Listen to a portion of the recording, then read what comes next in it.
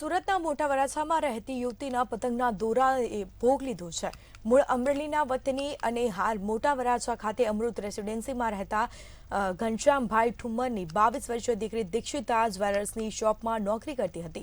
યુવતી નોકરીએથી છૂટીને પોતાના મોપેડ પર જવા નાના વરાછા ઢાળ બ્રિજ પરથી પસાર થતી હતી અને તે સમયે પતંગનો દોરો દીક્ષિતાના ગળામાં ફસાઈ ગયો હતો અને તે સમયે દીક્ષિતા રોડ પર પટકાઈ હતી અને અકસ્માતમાં દીક્ષિતાનું ગળું ગંભીર રીતે કપાઈ ગયું હતું। લોહી લુહાણ હાલતમાં યુવતીને સારવાર માટે હોસ્પિટલ ખસેડાઈ હતી અને જેમાં સારવાર પહેલા જ યુવતી મોતને ભેટી હતી। દોરીઓ કેમિકલ લગાવી ધારદાર બનાવડાવે છે જેથી એકબીજાના પતંગ કાપી શકાય, પરંતુ આ પતંગના દોરા લોકો માટે અને અબોલ જીવો માટે ખૂબ જીવલેણ સાબિત થયા છે।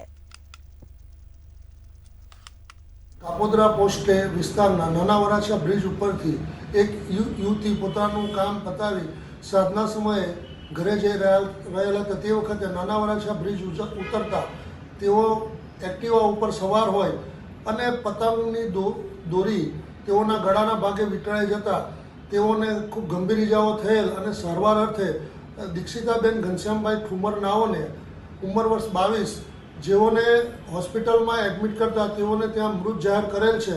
ચાઇનાનો દોરો છે તો નસ ઉપર દોરો આવ્યો અને ગળું કપાઈ ગયું, બરાબર।